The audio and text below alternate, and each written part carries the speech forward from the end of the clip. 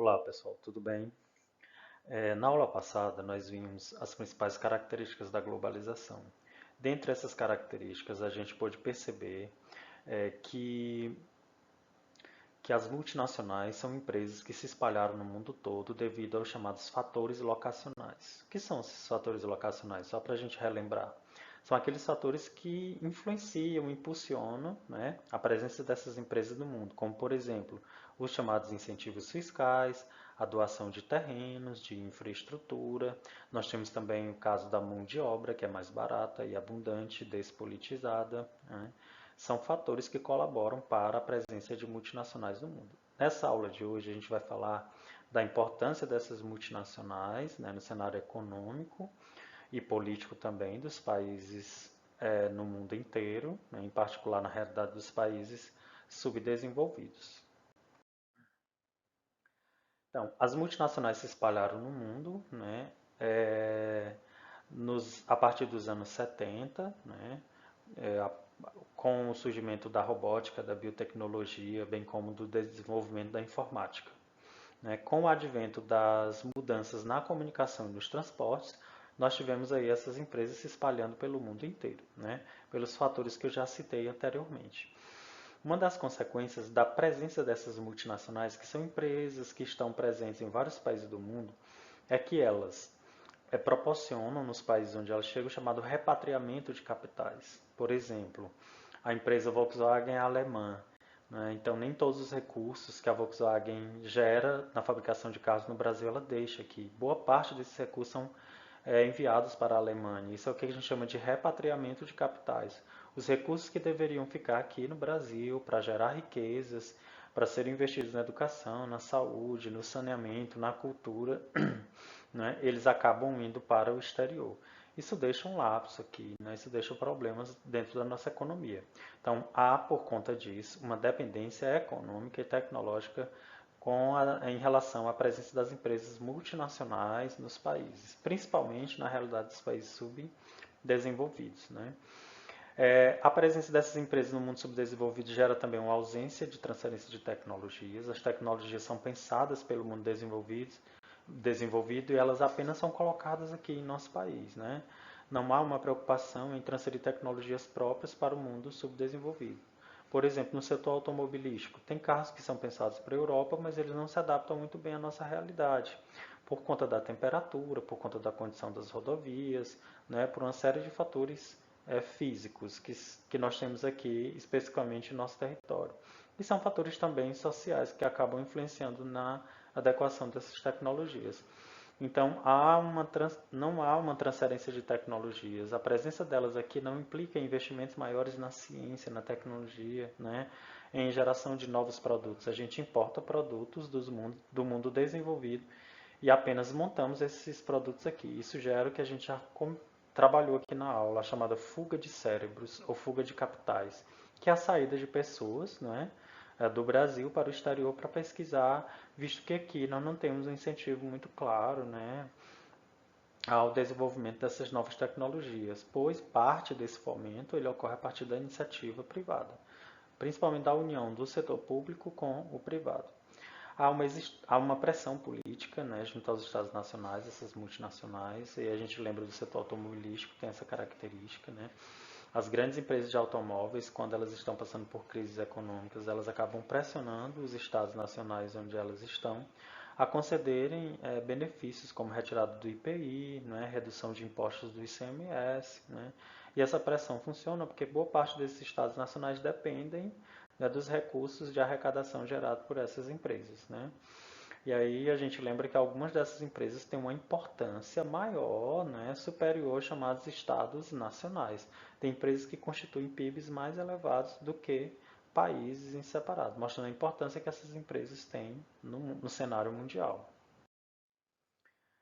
Então, essas empresas multinacionais, elas se espalharam no mundo, se difundiram, né, por uma série de fatores, que eu já citei, os fatores locacionais. Fora esses fatores locacionais, nós temos hoje no mundo uma política de privatização de empresas estatais, né? E a gente lembra que essa política ela é típica do chamado neoliberalismo, né? O neoliberalismo ele ganhou força a partir dos anos 80 com as propostas de Margaret Thatcher na Inglaterra e Ronald Reagan nos Estados Unidos, que eles passaram a pregar o chamado Estado mínimo. E o Estado mínimo prega justamente isso, que o Estado não seja produtor, né, que essa produção seja entregue à iniciativa privada. Então essas empresas, no afã de crescerem, de tornarem-se gigantes, acabaram aproveitando desse espaço criado pelos governos nacionais com a chamada privatização de estatais. E a gente lembra que essas empresas estatais muitas vezes foram conseguidas ou compradas por um valor bem menor. Eu coloquei aqui uma logomarca da Vale do Rio Doce que foi vendida, né, no Brasil há aproximadamente aí 20 anos, né, há mais de 20 anos que ela foi vendida, e a venda dela na época foi questionada, né? Os historiadores, geógrafos apontam que o valor que a Vale tinha de mercado era bem superior ao que ela foi comprada por grupos estrangeiros, né? Então isso demonstra que há uma política de privatização dessas empresas em curso já há muito tempo no país. Atualmente tem uma discussão sobre privatização de bancos, já está ocorrendo processo de privatização de aeroportos no país, de rodovias, principalmente dessa área de infraestrutura. As empresas que compram, né, essas empresas estatais, né, ou ganham essas concessões, começam a explorar esses setores que eram monopolizados pelo Estado. Então, dentro desse processo de privatização de empresas, é que essas empresas multinacionais se espalham, ganham força nos países subdesenvolvidos. Há também a compra de empresas privadas no exterior. A gente lembra que nós vivemos na fase do capitalismo monopolista. No capitalismo monopolista, nem todos conseguem concorrer. Então, algumas empresas acabam quebrando e essas empresas privadas que quebram são incorporadas por empresas maiores. A gente cita o exemplo da Coca-Cola. Quantas empresas de refrigerante locais já não, né, faliram por conta da presença dessa grande empresa do setor de refrigerantes, que está no mundo inteiro e tem presença aqui no Brasil. A gente tem exemplos locais de compras de empresas de setor de refrigerante pela Coca-Cola, né? Mostrando aí que essa expansão ocorre também pelo processo de agigantamento, pelo processo de especulação dos mercados, né? E aí eu coloquei no final desse slide que a China ela tem se destacado muito no número de empresas multinacionais. Tanto é verdade isso que os Estados Unidos, né, iam privatizar até alguns setores da economia lá e os chineses demonstraram interesse na compra dessas empresas e algumas foram repensadas, né, porque isso significaria um controle bem maior, né, da economia mundial caso ocorresse, acontecesse. Então, China, Alemanha, os países da Europa Ocidental, os Estados Unidos, o Japão, né, são países aí que detêm um grande número de empresas que a gente chama de multinacionais, são aquelas que não têm uma nacionalidade definida. Elas estão presentes em vários países do mundo, né? Elas têm uma origem, né, mas elas têm uma identidade muito forte onde elas chegam.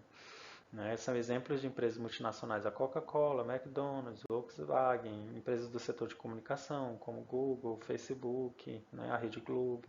São empresas que estão presentes em vários países do mundo. Né? Estão em multinações, como sugere o próprio nome.